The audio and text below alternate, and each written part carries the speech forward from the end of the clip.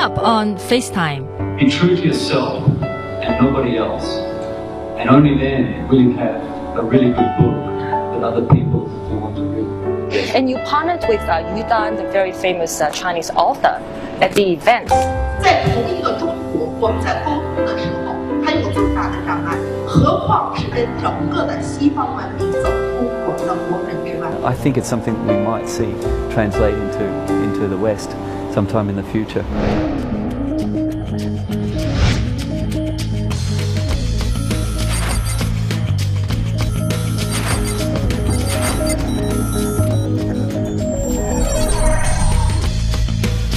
Hi everyone, I'm your host Cecilia Lee and welcome to FaceTime. Well, today we are at the South China Book Festival, and specifically for this episode, we'll take you inside an event that is held here today called Enlightening Talks on Cultural Differences between East and West. Reading is crucial in the continual improvement of a man's mind and character. There have been two very popular Chinese sayings that stress the needs for extensive reading. Master vast knowledge in books as there are gold houses in there. And the other, read a lot and travel a lot. Well, the above sums up the Chinese people's understanding and sentiments towards reading. The 2014 South China Book Festival was held in Guangzhou.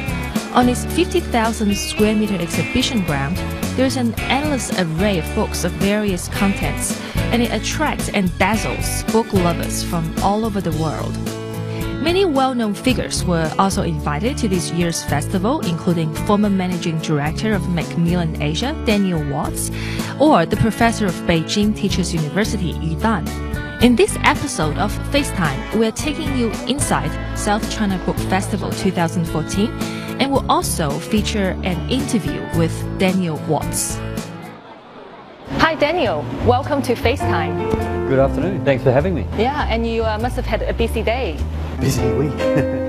The South China Book Festival. Yes. And you partnered with Yu Dan, the very famous Chinese author, at the event, enlightening talks on, cultural difference between East and West. I hope it was enlightening. Yeah, I did two sessions with Yu Dan today. One in the morning on digital publishing and some of the changes that are happening in that space, and a big event on Chinese culture and civilization this afternoon. Yu Dan, a cultured scholar and professor at Beijing Teachers University, was invited to South China Book Festival 2014 to talk about differences in Chinese and Western cultures. Yu Dan's Confucius from the Heart has been translated into English and was published in the English World. 首先呢，我想，对于文化来讲，所有的语言都是国际化的，但所有的语法都是民族化的。一定要在对比中去找到它的差异，然后我们才能够完成沟通。比如说，我可能会从这样的比较开始，节庆，因为大家都是要过节的，过节是一种集体仪式。简单来讲，西方的很多英语国家的节日都是从天上下来的，而中国的节日大多是从地里长出来的。所谓天上下来的呢，都是这个个体要向神的致敬。而中国人很大程度上来讲，我们过的节庆其实就是我们的节气，它是在24个农时中完成这一年秩序的排列的。为什么一个天上一个地下？这就是农耕文明我们思维方式的由来，这是一种比较。And another guest on this talk is Daniel Watts. And you actually spent a lot of time living in Asia, especially in Hong Kong. Is that right? I spent 10 years in Hong Kong from 2001 through to 2011, and I spent a couple of years living in Delhi in India as well. Great, and all in the world of publishing. All in the world of publishing. Yeah, I was working as the regional director for Macmillan, the trade publishing arm. Great, and what drew you into the world of publishing initially? Oh, it goes a long way back in my family. My grandfather was an author. My mother was the children's book publisher at Penguin in Australia for 25 years. So I grew up in a family of writers. Writers and books. In fact, we were surrounded by books as children from as young as I can remember. That's great. And any specifically memorable experience for you working in China or Hong Kong? Yes. In fact, I think one of the most memorable experiences I had was attending the CPG, the China Publishing Group, 5-year conference when they took a cruise ship down the Yangtze River. It was a 3-day liveaboard conference. Wow. And I got to speak to some of the most senior people in China's publishing industry on board this beautiful luxury boat in some of the most stunning natural settings I've ever seen, actually. That's really cool. And this is your first time to Guangzhou, or you've been here actually a number of times? I've been here one time before when I was living in Hong Kong. I came over on the train for a short meeting. Actually, it was just a day I stayed here. So this is the most time I've stayed in Guangzhou.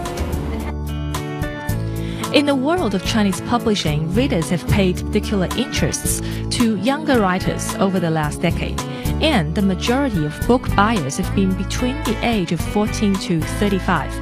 It shouldn't come as a surprise then, perhaps, that the two of the top 5 most commercially successful and well-known writers these days in China have been Han Han and Guo Jingming, who are both born in the 80s, and their fictional stories appeal directly to the 14 to 30 age group. During the interview, I asked Daniel to comment on the publishing trends in both China and in the West. And coincidentally, he also mentioned younger writers in China. Yeah, well, there's lots of different trends. I think the area that I'm really excited about in China is what's happening with some of the younger writers, particularly in the online publishing space. There seems to be a phenomenon here around serial publishing. People publishing chapters or short segments online, and sometimes they're offering these stories for free, and sometimes they're charging small amounts of money. People are reading on their tablets, and these guys are building really big followings. It's a trend that hasn't caught on in the West yet, but seeing what's happening in China, I think it's something that we might see translate into the West sometime in the future. Can you name any specific writers that have been successful in this space? Oh, in that space it's maybe a bit more difficult because there's so many, and so many of them are young. Besides paying attention to younger Chinese writers, Daniel also paid attention to and worked closely with more established writers in China, such as Yu Dan. But if I can talk about maybe more established writers, on the other side of the coin, come back to Yu Dan was a great experience for me. I think she was, we were her first publisher in English outside of China, so I've had the opportunity to work with her in Hong Kong and in Singapore. And that book was a big project that took a number of years to bring to fruition, but was really successful. And I think that was a really great... What's the title of that book in English? In English it was called Confucius from the Heart. It was eventually published in 26 different languages. So a real international success, and I think it's a case about Chinese culture actually translating to the West. People wanted to learn from that. England, under the title Confucius from the Heart. It was an ambitious undertaking. It was the most valuable international rights deal of a publication ever done outside of China. The translation took years to complete. The translation took years to get right. But the book was published first in Australia, in Hong Kong, in Asia, in the English language, to an audience receptive and already interested in Confucianism and Chinese culture. However, the popularity of the book soon spread. It was published in England, it was published in France, it was published in 26 different languages across the world.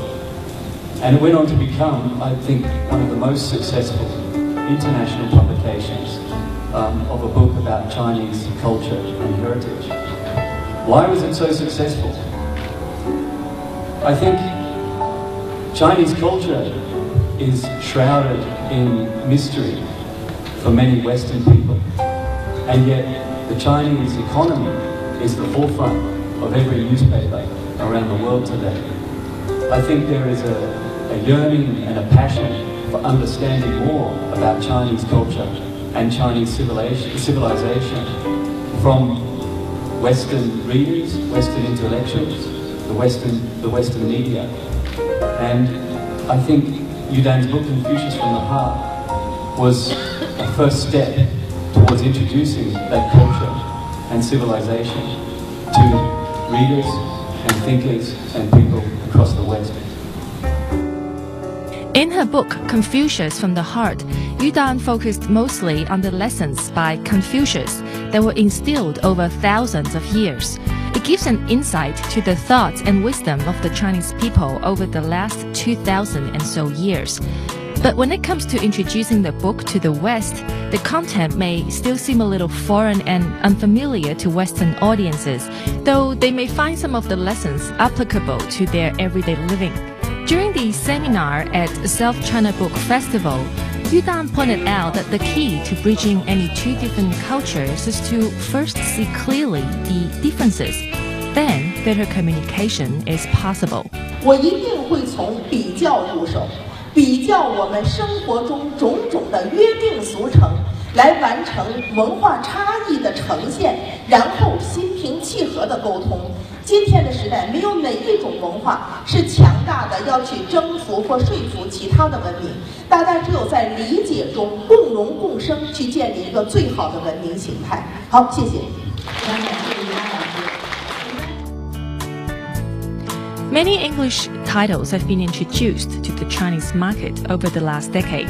These include both fictional and non-fictional works. The ones that got the most attention are arguably J.K. Rowling's Harry Potter in the category of fiction and the autobiography of Steve Jobs in the category of non-fiction. Still, these ones that got a lot of traction are like a drop in the bucket. Many entered with much lesser attention by local readers. I think there's been a number of English titles entering the Chinese market over the last decade. How has that been doing, do you feel? I think a lot of the publishers in China feel that it's a little bit of a one-way street, in that there's a lot of English language material coming into China, being translated and being published here, but there's not much going back out the other way. I think you can safely say that most of the international bestsellers eventually come to China in translation in one form or another. I mean, we had a lot of success with authors like Jeffrey Archer, for example, is a big commercial Western bestseller who did really well for us in China. My interest, I think, is actually how can we help get things going the other way, take more Chinese books out to the Western readership. What kinds of books or genre do you think that Western audiences would be interested in coming from China? I can give you an example. I'm from Australia, right? So I know the Australian market pretty well. There was a book there published by a Chinese author, although it was published in English, called Mao's Last Dancer. Yes, and the guy's become a stockbroker, I hear. I think he was a stockbroker first. And then became a writer. Well, he was a dancer first. He was a dancer first. He was a very poor child from one of the regional, provincial villages in China. And he was plucked by Madame Mao, brought to Beijing and put through the ballet academy. And as part of a cultural exchange, he went to Houston to perform, and he met an American woman and fell in love and became ballerina as well. A male ballet dancer, a huge international success. So the book, the memoir, really worked in English internationally because I think it was a rags to riches story that people can relate to. A young boy. You're saying you're from Australia originally, you spent a lot of time there. So there's this concept of American dream. Do you think that in Australia there's also something similar to that people really applaud, right? People who really went from rags to riches. What is a similar concept to the American dream in the Australian system? The American dream is a slightly different thing. I think in Australia, actually we have a kind of a cultural thing where we don't like people to become too successful. We sometimes call that the tall poppy syndrome. So if somebody gets too big, we cut them down. And this is just a characteristic of Australian culture. But this book wasn't about that. It was about somebody who kind of overcame the odds. And I think that resonated with a lot of Australians who maybe relate to being, Aussie battlers who've kind of had it tough, had a hard life. Or I remember a book that I read. I think her first name is Sarah.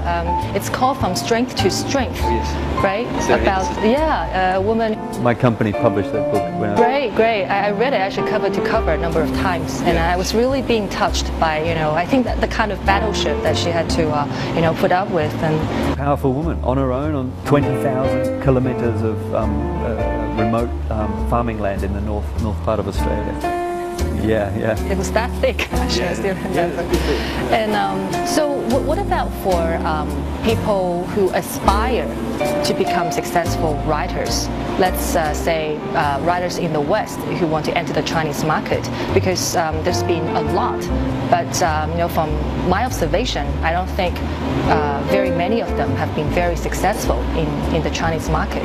Well, from a writer's point of view, I think firstly you've got to be true to yourself. You've got to write from the heart more than you write from the head. You've got to really believe in what you're doing and be very, very passionate and be true to yourself. Don't try and pretend to be something that you're not. Don't try and please somebody that you're not. Or don't make assumptions about who your market is. From a business point of view, I think understand your market, understand your customers, talk to people, talk to people who are reading in those markets that you want to sell. You can do this now online, through social media. You can research, you can find out what people are interested in. Also, I think a lot of Chinese writers have huge aspirations for their international publishing. China's a huge market. You sell 1 million copies in this country, that's almost like a modest success. Overseas, that's off the scale, huge. So don't have such big expectations. Think about where you can find a niche overseas that's going to believe in what you're doing, and you can grow something. From small things, big things grow. That's always my advice. And then the other way for Chinese writers who want to be successful in the West, you mentioned the book Mao's Last Dancer, and there's been a number of books actually over the years that have been successful. Wild Swan by an English author, well, she's Chinese, and Joy Luck Club, Amy Tan, for example, from America.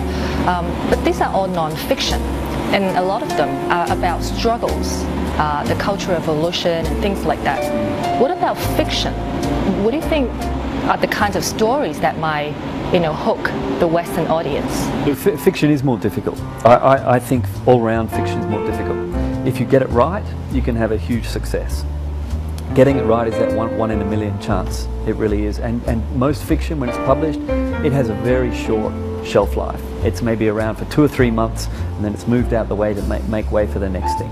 A bit like the movies, really. Non-fiction has longevity. It lasts. It lasts for year after year. It actually can grow slowly and grow steadily, and you can earn sort of long-term royalties from a work of non-fiction. I think authors should think about writing what we call narrative non-fiction. So it's a story, but it's based around fact and based around truth. So it reads a lot like a work of fiction, but it's based on real events, and this, I think, is a... But to still call it fiction, just say it's based on the true story. No, you can't call it fiction. It's non-fiction. So still non-fiction, I think. Yeah, we have the better hand, in terms of how it's doing in the Western market, I think. And I think last question I want to ask you today is, because you did this event about cultural difference between East and West. If I were to ask you to name one difference, right, from your own work experience and observations, working in Hong Kong and before in England and Australia, what would it be? I think humility. I think I'm always overwhelmed in Asia by the level of humility that people carry. In the West, one has to beat your own chest and really make yourself noticed all the time. And it's sometimes hard to compete. But here people are modest and humble, and they achieve things quietly, and I admire that. Great. All right, well, that concludes our interview today, and I hope you enjoy the rest of your stay in Guangzhou. Thank you. Nice to meet you. Thanks a lot. I have been your host, Cecilia Li Lingling. Thank you for watching the interview with Daniel Watts, brought to you by FaceTime, and see you next time.